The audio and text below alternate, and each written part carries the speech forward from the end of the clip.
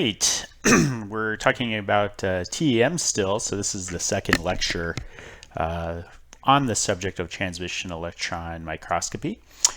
And I kind of wanted to show this micrograph from this article down here, and this is a really cool micrograph. And I have another one very similar that I found on social media that I'll share with you later in this lecture as well. But this is dislocation arrays, and they look like kind of the idealized I guess depiction of grain structure, because the dislocations, when they arrange themselves in a low energy state, low energy fashion as well, so you get this honeycomb type structure.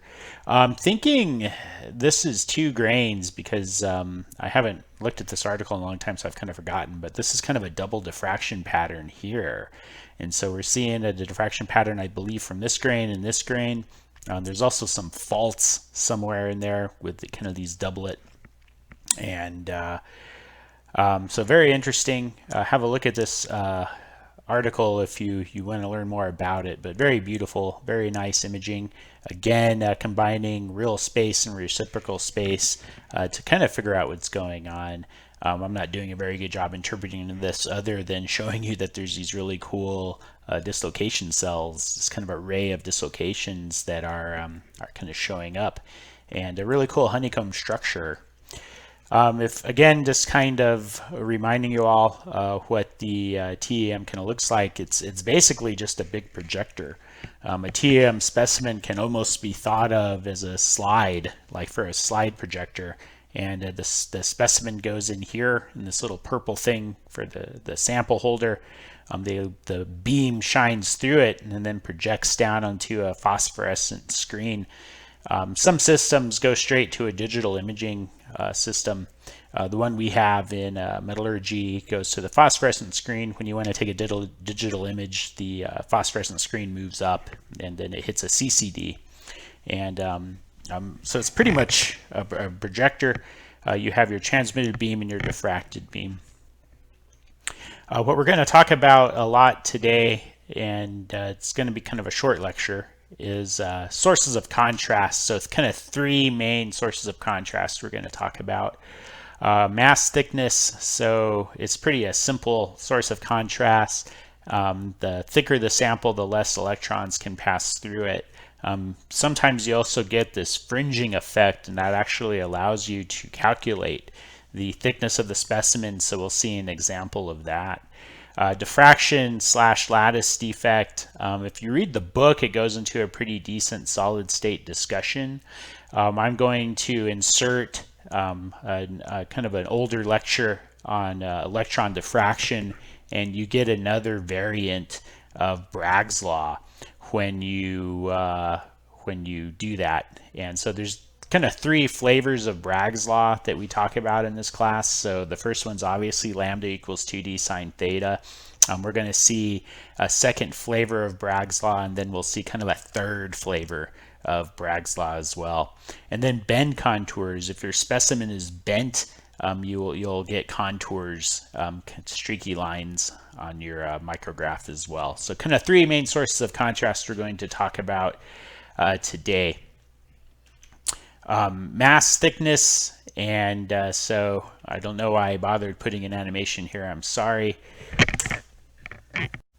All right, kind of did some magical editing, but mass thickness, so this part here where the grain is thicker than the light part, so more electrons are blasting through the specimen here on the lighter part. And let me laser pointer it up.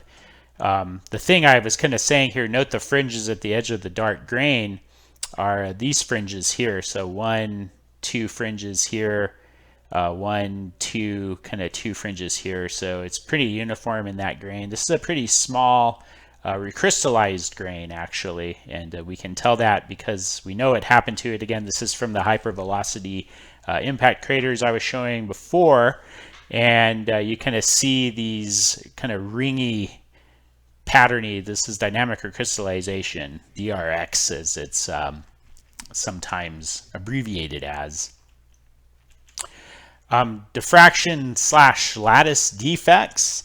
Anytime you see contrast here, and we've talked about the formation of microbands, we know they're yeah, stumbling over my words. We know they're a dislocation structure. And so dislocation structures and are pretty much a lattice defect if you think about it. And dislocations, of course, are extra and missing row of atoms depending on your point of view.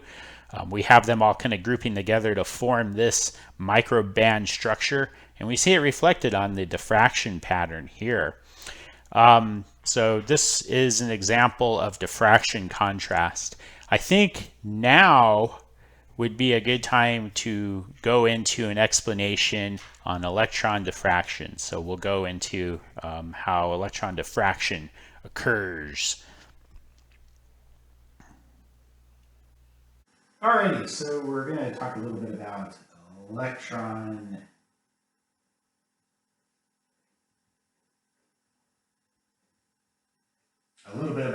diffraction. Hopefully you can read my writing. We're going to look at a one-dimensional lattice. And so a little bit different than lattice structures that we've perhaps seen before, but this is just to explain the concept. We have our atoms in our lattice.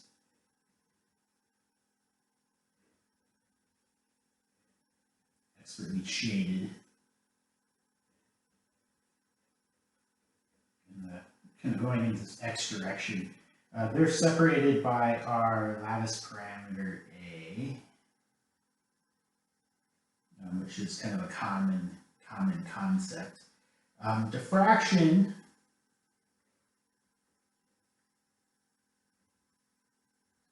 if you think about electron diffraction, it's basically a reflection process.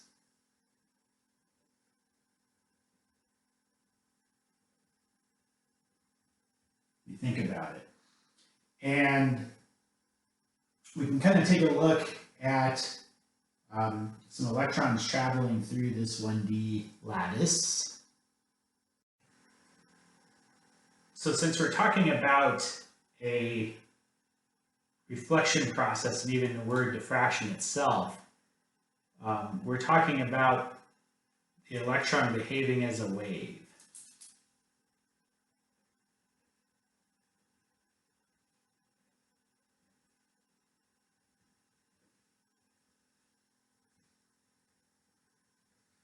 Now, this reflected wave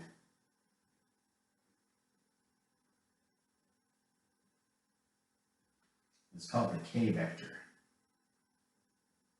And we've seen this before, and it has its own wave function defined by psi sub k. Okay, so we're dealing with K space. We're dealing with some kind of abstract constructs, which we kind of come across repeatedly when we talk about electron diffraction. So let me kind of rewrite this in terms of an A prime.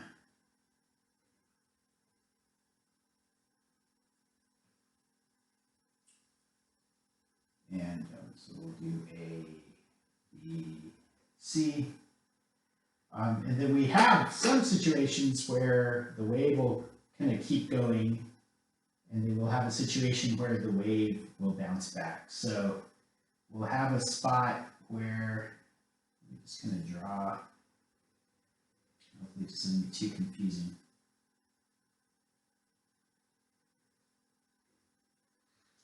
We'll have a point where A prime, B prime, and C prime, we have a spot where it went back. I should have made these red, I'm sorry.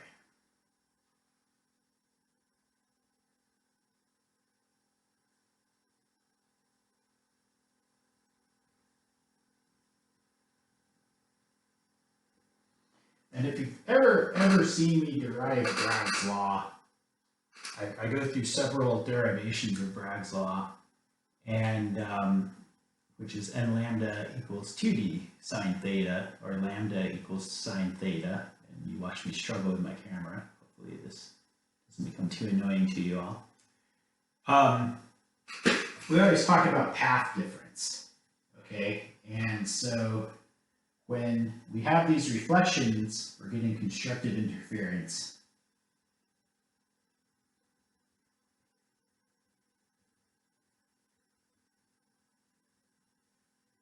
And when there's, so we'll just say reflections. So we have a reflected wave, and then we have a pass-through wave, basically. Okay, and this is, we can call this C, and it's a reflected wave. There's another wave that we'll have, which is S, and it's the standing wave.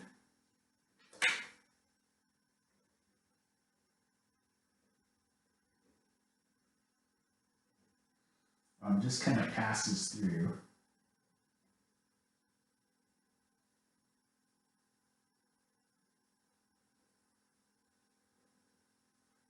And this is destructive interference.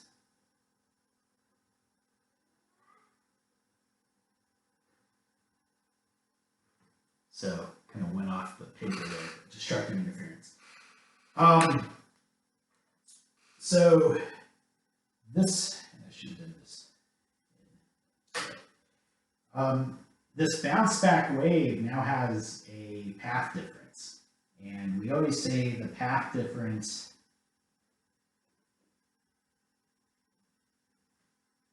is n lambda. Okay, so the path difference is n lambda. The actual distance it's traveled, so if you remember, this distance here between one atom and the other atom is the atomic spacing, or lattice parameter A.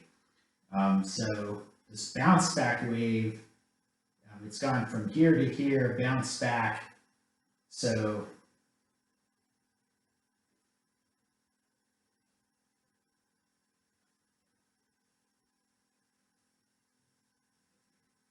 this bounce back wave has traveled to A. All right, so this path difference is really the difference it's bounced back. So it's actually traveled to A. So we can equate this path difference n lambda to 2A. N lambda equals 2A. And the big deal here is for constructive interference.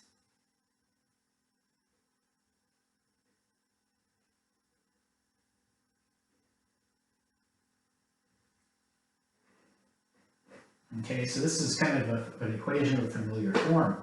Now, we've seen this before where we have an equation for lambda, and we can put this in terms of k. And we've seen this before talking about other stuff. So we can rewrite our equation 2a equals n 2 pi over k. K, we've also seen equals itself. K equals n pi over a. And we saw this when we talked about Schrodinger's equation and the electron dispersive function. And again, I'm very sorry this is so blurry. I will include it anyway, but then I need to put a better cartoon for you all to see. This is pi.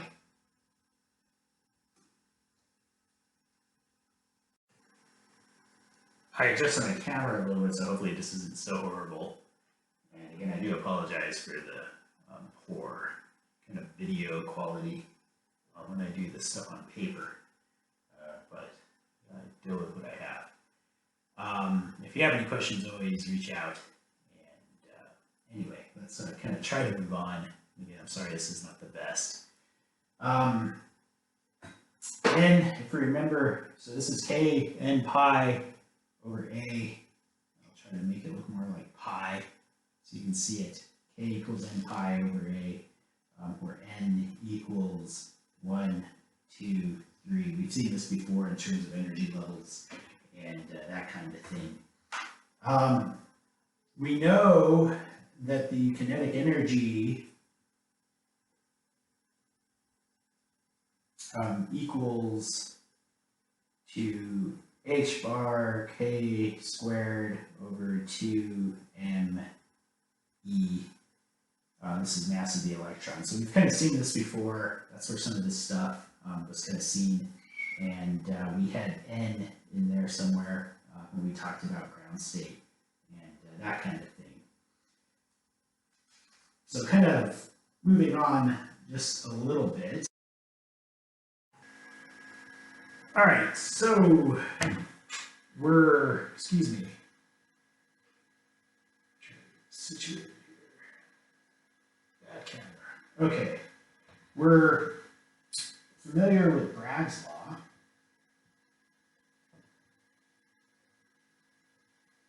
That's n lambda equals 2d sine theta. We know from what we worked at before, two things we know. So we know that lambda equals 2 pi over k, so we got that. We're dealing with a one-dimensional lattice, so d in this case is equal to a. Almost kind of gave the punchline away. So we can rewrite Bragg's law and we can flip it over. So we can say that 2a sine theta is equal to, I'm flipping this around and then I'm substituting 2 pi over k for lambda. So n 2 pi over k.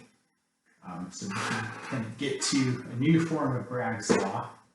The 2's will cancel, and then we can switch k for a and rewrite k sine theta equals n pi over a, and a is the lattice parameter, k is the k vector. This is kind of an important equation. It's a kind of an integerized, so we can call it k space Bragg's law. It's an integerized Bragg's law. So again, n equals 1, 2, 3,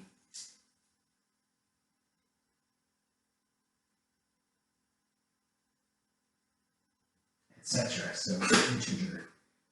We know that we had electron energy because we talked about the kinetic energy of the electron before, and we basically said that Ke equals to h bar k squared over 2 times the mass of the electron. Okay, so we're going to be talking about energy, and we can just say E versus K. So we can draw a graph of E versus K. And so this is K space. That's what we're talking about here. And we see that some interesting things happen. So we can draw it kind of quasi-Cartesian-like. And we can have negative pi over a, 2 pi over a negative on this side. On this side we have pi over a, and over here we have 2 pi over a. I'll draw the discontinuity on one side just for brevity, and then I'll kind of show you a better cartoon later. So we have continuity here, but right here at pi over a, okay, we have a discontinuity and another discontinuity at 2 pi over a. And these discontinuities are spots where electrons cannot exist, okay? And so we can kind of make this into an energy band diagram.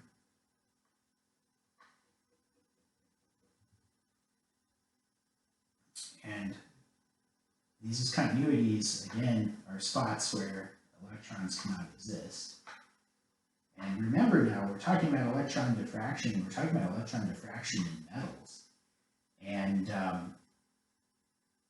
we can basically say that, yes, indeed, metals do have band gaps.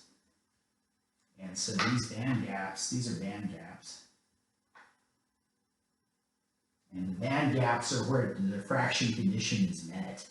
Okay, so the fact that we're having diffraction in metals means that metals do have band gaps.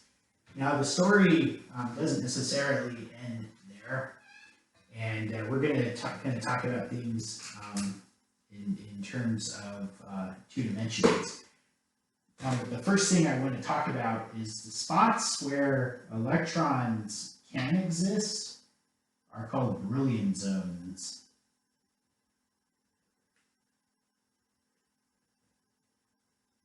Brillouin zones. I hope I spelled it wrong or right. Hope I spelled it right, not wrong. Brillouin zones, and it's basically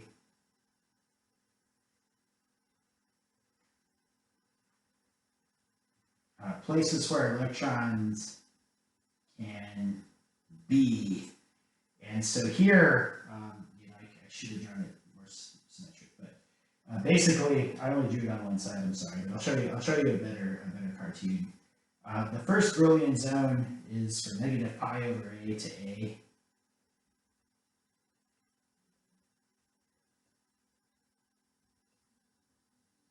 It's from negative pi over a to a. Sorry, negative pi over a to positive pi over a, excuse me. And then the second Brillouin zone is divided up into two spots, as you may have guessed, because there's a discontinuity here and another discontinuity here. So there's 2 other Brillouin zones. So there's the second Brillouin zone is either positive or negative.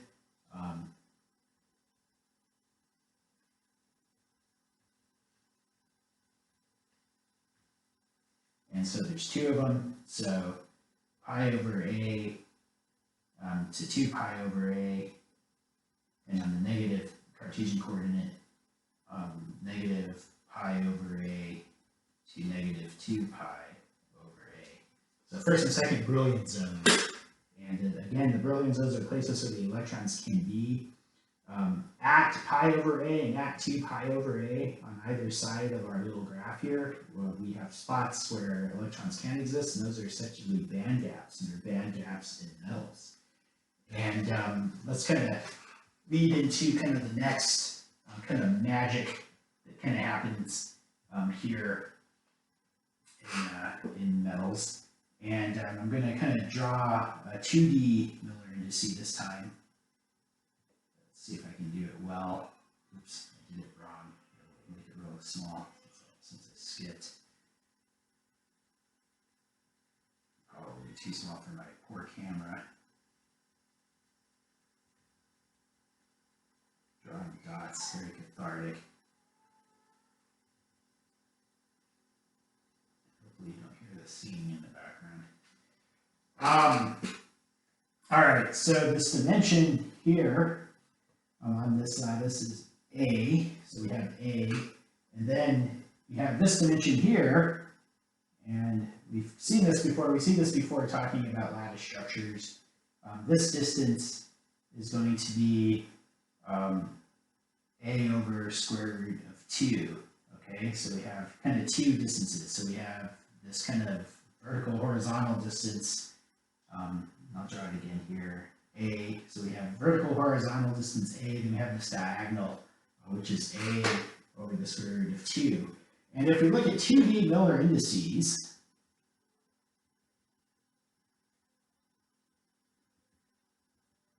and we're all familiar with Miller indices, we have 1, 1, 1, 1, 0, 0, 1, 1, 0, that kind of thing.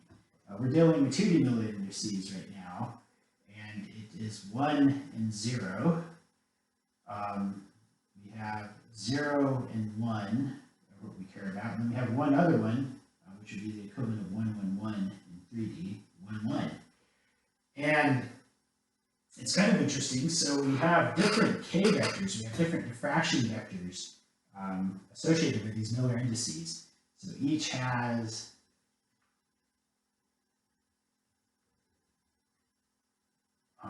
own diffraction condition.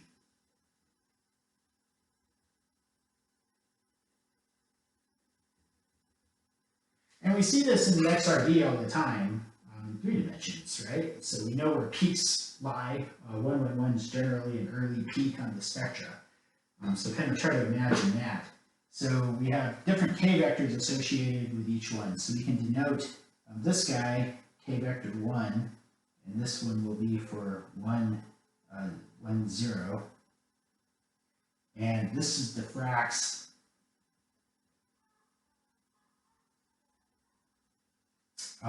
when k is plus or minus n pi over a, okay? K2 is 0 and 1. This diffracts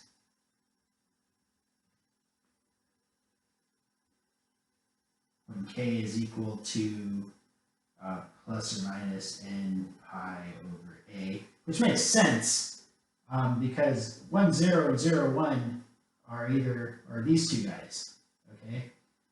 1, 1, notice it looks almost, it's angular, so it's triangular, so it's very similar to the 1, 1, 1 plane that we see in 3-dimensional space. Okay, so it's going to have different diffraction conditions. So these guys are going to have similar diffraction conditions because they're just simply the inverse of one another. They're the same family, I guess you can say. This guy's going to be a different one, 1, 1. So K3, 1, 1, this diffracts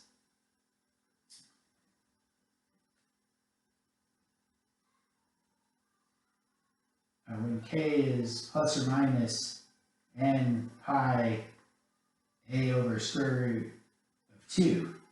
Okay, so it's going to have a different diffraction condition.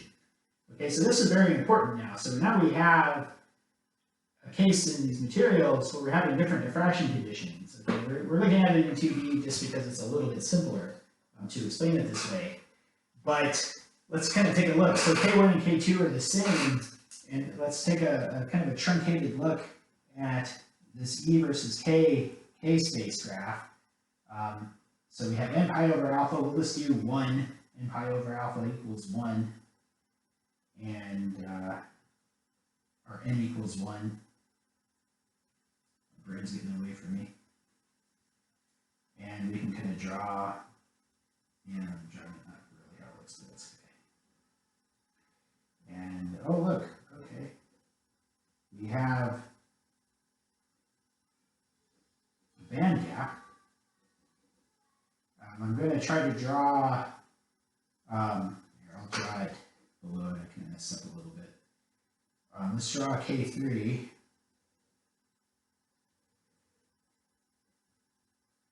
And the thing that we want to kind of note now is that we can rearrange this guy.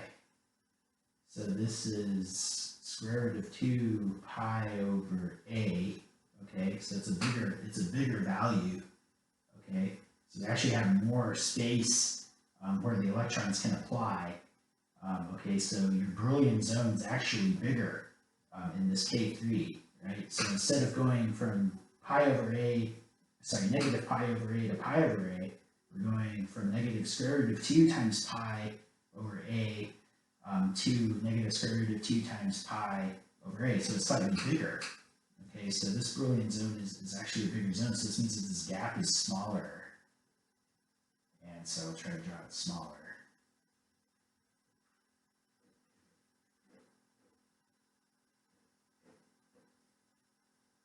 No, I didn't draw it smaller, so hold on, there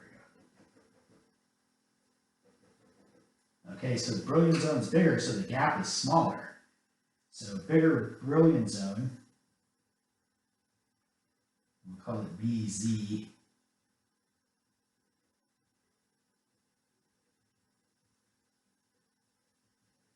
So what's kind of interesting is now there's a lot of electrons flowing around in metals, metals have a band gap, but metals conduct, they don't semiconduct. And the reason why they can conduct is we talked about electrons, they keep going, then they change direction.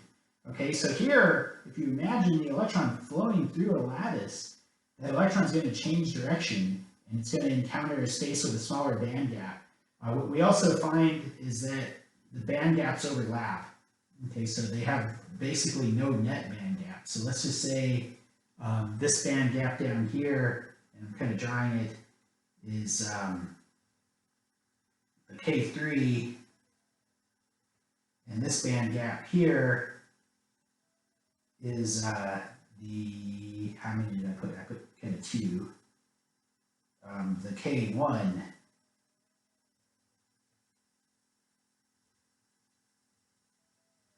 And I'll show a better cartoon after this.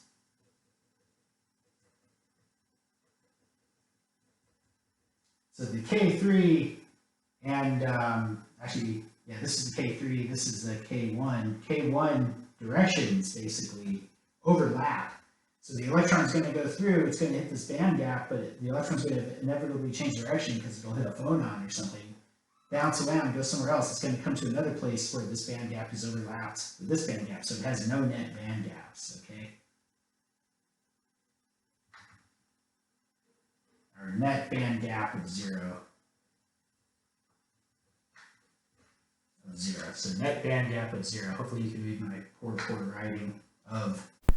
All right, so I made kind of a single slide to explain electron diffraction, and it's a little bit better than the preceding sequence of recording, and so that recording was done on older gear, kind of for another class, but I think it hopefully provides some in-depth, but I don't really think the quality is that good.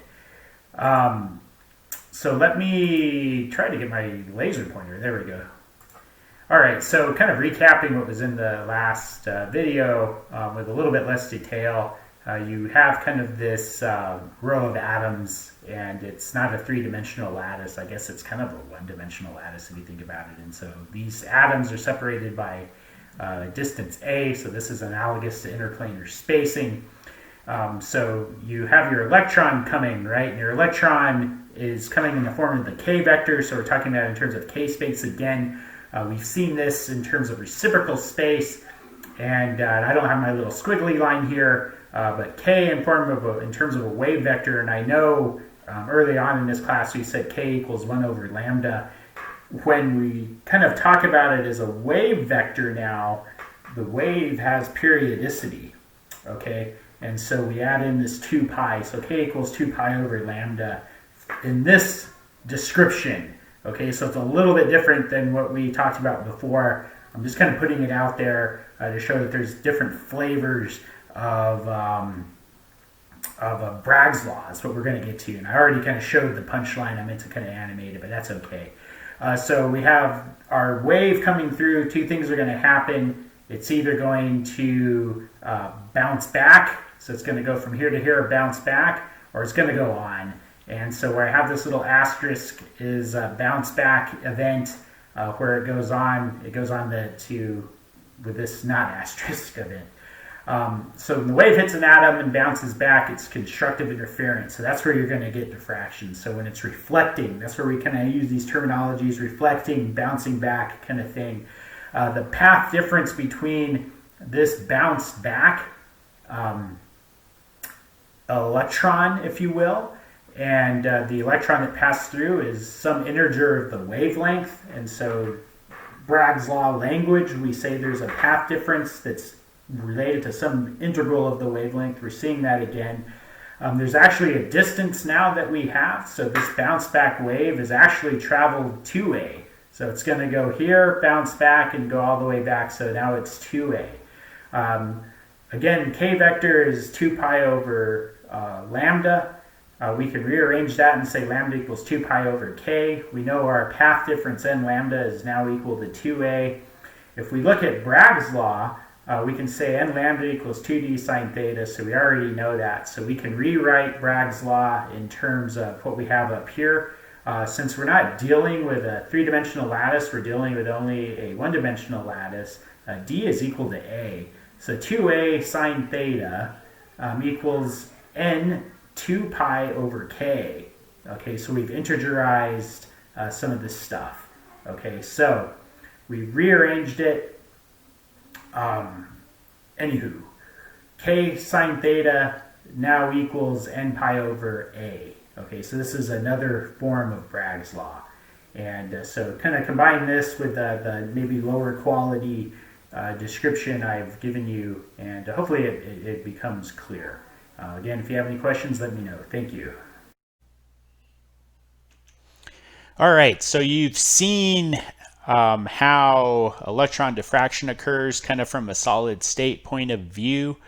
We have kind of another solution for Bragg's law, and hopefully that helps kind of make some sense, and it's kind of cool that we get another flavor of Bragg's law, not just lambda equals 2d sine theta. The next thing we kind of want to talk about now is, so we know things diffract. We've seen this before, and with XRD, particularly in the XRD lab assignment you all had. And so we have allowed forbidden reflections. So allowed reflections come about as a result of constructive interference. Forbidden reflections come about as basically destructive interference. Okay, so that's kind of a high level, almost hand wavy explanation of it. But allowed reflections must satisfy Bragg's law, and I'm 99.99% sure all of you in the class have seen this table now. What I'm doing now is putting it in the context of electron diffraction. So this is an electron diffraction pattern of vanadium, which of course is BCC. And I want to point something out to you here, and let me kind of do some in situ editing. All right, did some in situ editing because I want to make sure that you guys see this. And so vanadium BCC, this is an electron diffraction pattern. It's quite old. It's a picture of a giant picture that I took a long time ago, actually. And I wanted you to note this fine ring here. So you notice all the other rings have spots, and here there's a spot with no ring at all. And so we have this first reflection, which is probably 110. Okay, I can 99.99% tell you it's 110. We have this second reflection here that is 200, but then we have this third reflection, but it has no spots. Okay, so it has no spots, but we still see something trying to sneak through, so it's a forbidden reflection. And according to this table, we're going to assume that it's 210 trying to sneak through. And so we're actually seeing a forbidden reflection on a diffraction pattern, which is kind of cool. So we're not actually seeing diffraction, but we're seeing where diffraction would occur. Were it not a forbidden reflection, there's just enough signal that we see this kind of ring, and that's actually really kind of neat. So we see the destructive interference of this electron beam / material interaction here. So I thought that was kind of cool. All right, so we've seen diffraction contrast, and here's kind of another depiction of diffraction / lattice contrast. And so here we're seeing dislocations, and they appear dark. And what happens is the presence of the dislocations causes the electron beam to go somewhere else, basically. And that's another example of a diffraction contrast. And so I'm not showing the diffraction pattern here because they didn't show it in their article either, I don't believe. But the contrast mechanism, again, this is diffraction contrast. There's some sort of defect in the material kind of showing up as black. And again, we're interpreting these micrographs by looking at the differences between black and white. I mean, the power of contrast is extremely huge. And we're also even seeing some other faults here in this material. And so this depiction kind of hopefully makes it a little more understandable. The beam passes through where you have a defect, and this is even showing a dislocation where you have some lattice distortion due to the presence of a fault or a dislocation. The beam is deflected, so it's diffracted really, and so it goes somewhere else, so it doesn't go to the imaging plane. So everything appears dark in the presence of these. We'll just refer to everything globally as a defect, as defects. So the defects appear dark because the beam is being deflected somewhere else. It doesn't have to be a defect either. So if you remember back to X-ray diffraction, we showed that if your material, if your specimen isn't oriented to the proper diffraction condition, you're not going to see peaks. Well, here, this is kind of the same thing. So we have different grains that are oriented in a drastically different way, and that's causing the beam to deflect somewhere else. Okay, so we have these lighter grains, and they're oriented just so the beam can pass through them.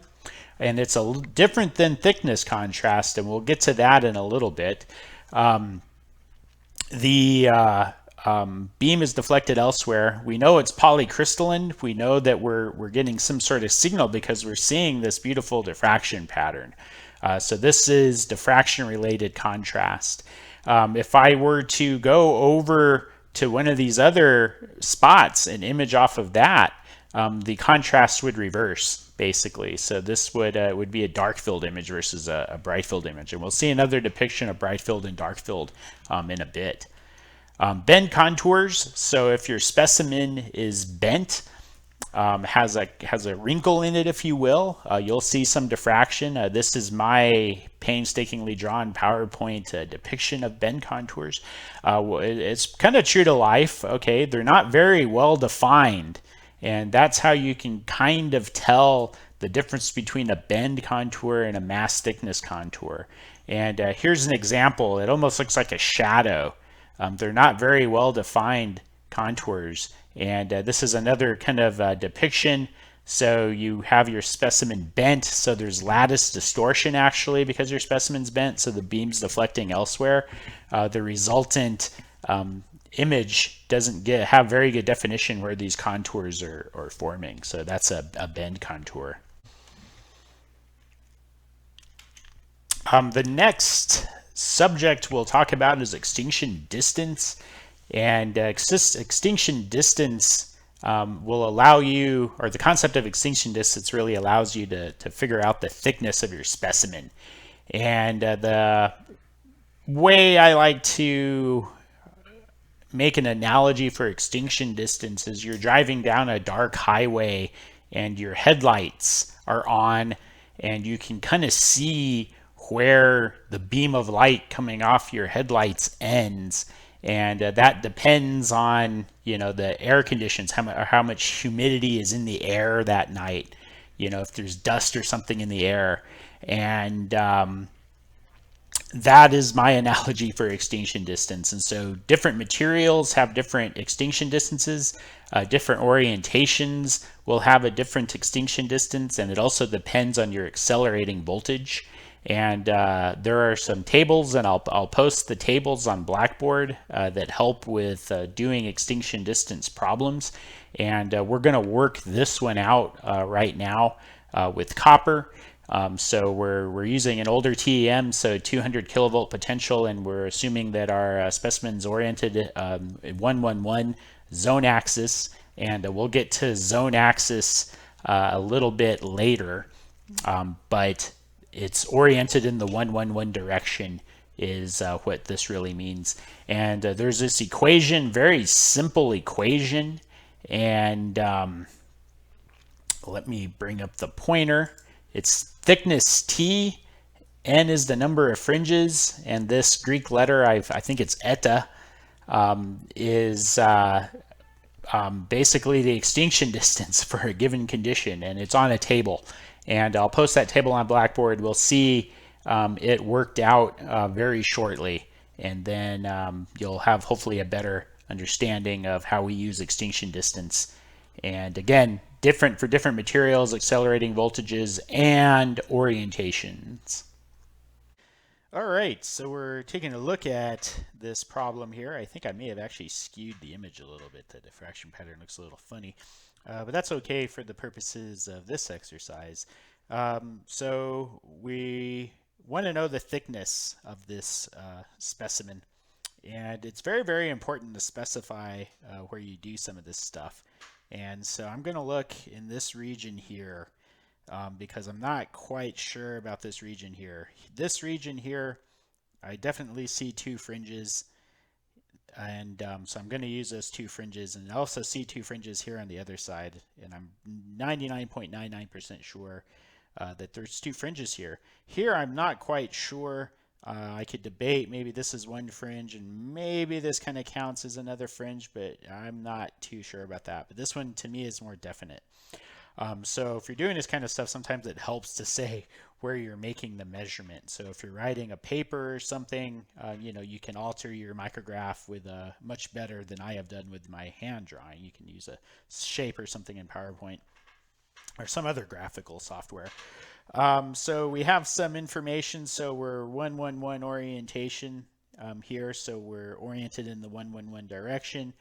We're going to use this equation here. Thickness equals the number of fringes times, I believe this is eta. And that's really just extinction distance. And we also know that it's copper. And copper is a FCC. And some other elements, of course, can be different in terms of their phase. And if you're looking at a 2-phase titanium alloy, for example, which you have alpha and beta, there's BCC and hexagonal close packed, excuse me. And they would have different extinction distances depending on the phases. So you kind of want to know what you're looking at.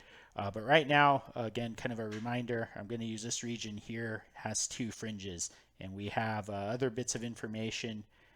We have 200 kilovolts, and we know it's a 111 orientation. And man, it's a little kind of make things consistent.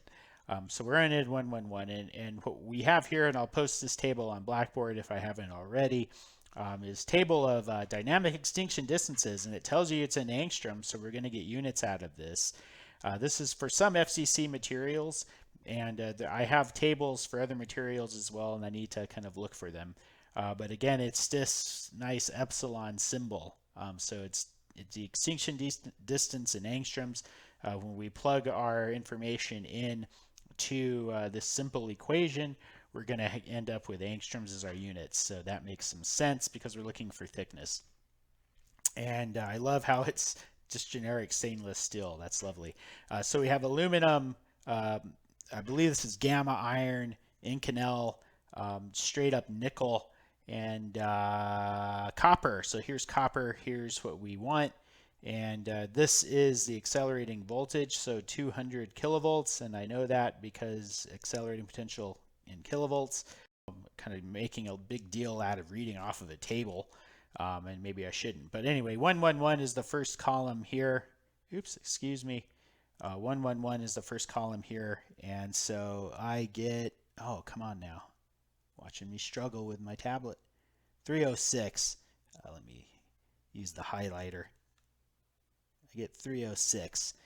So here, let me zoom in.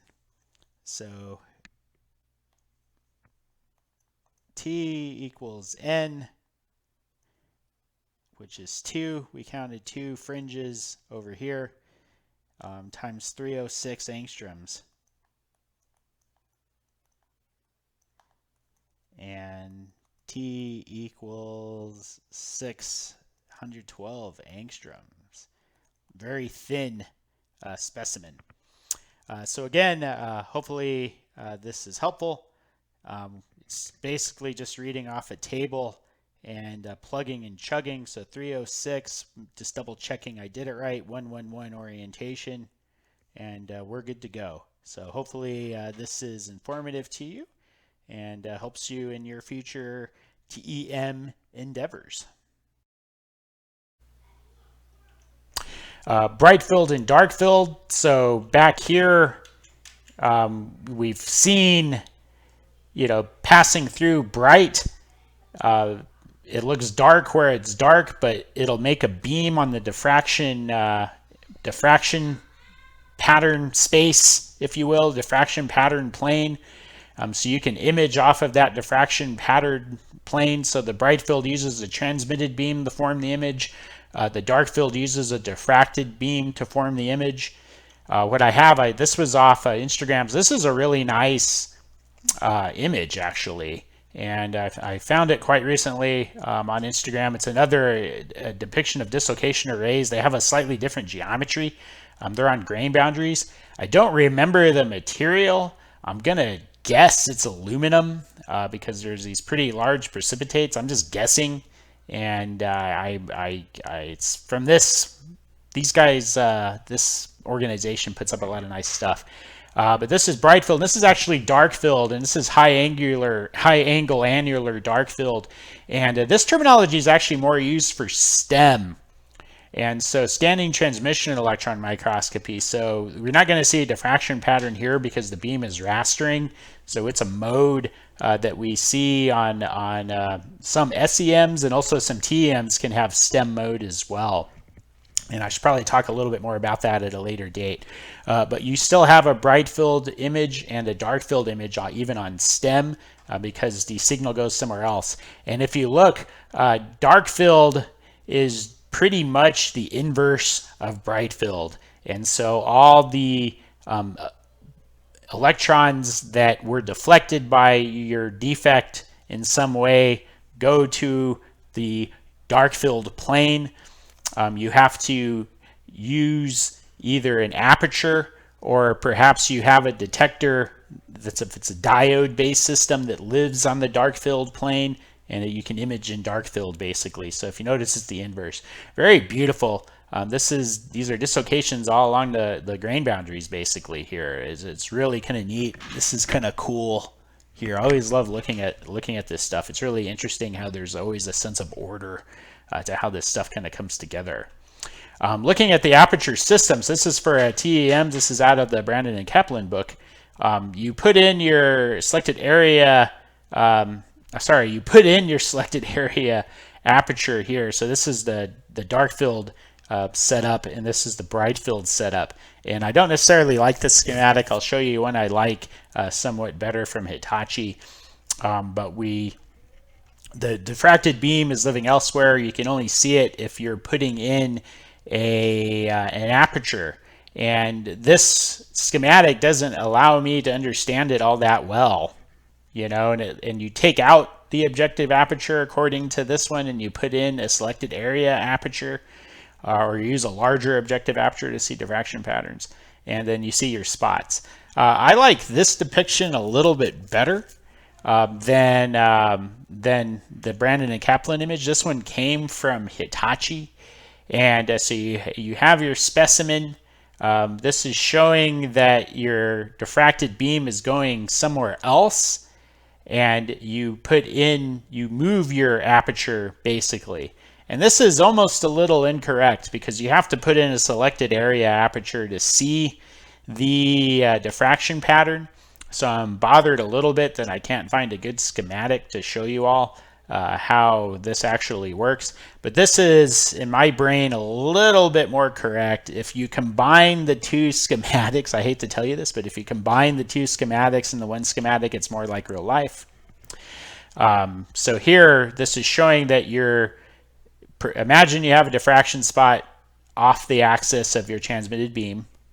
You move your aperture so you're creating the image off of that diffraction spot. So let's go up here and find a diffraction pattern. So that's not a very good diffraction pattern. Let's use this one because I already kind of talked about it. So the image here is created by this beam. We put in our aperture and we make our image off of this beam, okay? When we make our image off of this beam, we get basically a dark field image, okay, because we're making the image off the diffracted beam.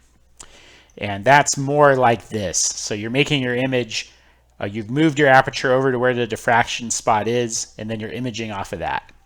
That's aperturing to make a dark field image. You have to have a diffraction pattern in this instance to do it. For this high annular dark field image, the way a stem is made, there's usually a diode detector that has detectors where diffracted beams are going to hit. So it's a little bit different. I should probably find a schematic for that. In a TEM, it's totally aperture controlled. You put it in aperture so you can image off of a diffracted spot. That's how you get your dark field image.